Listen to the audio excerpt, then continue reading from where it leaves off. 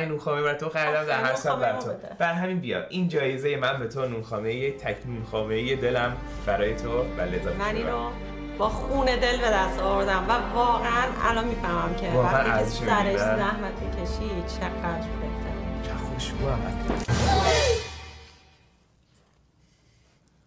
خیلی گاوی، یعنی اصلا خیلی گاوی. میبینی چی داری میدی به عنوان جایزه به من؟ میبینی جایزتو؟ اینه بچه ها جایزه نکن.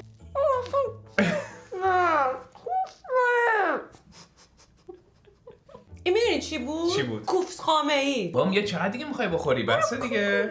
چالوس خامه دادی به بابا میاد نمیخواستی با من یعنی تقسیم کنی، واقعا میخواستی خودخواه باشی کلش خودت بخوری.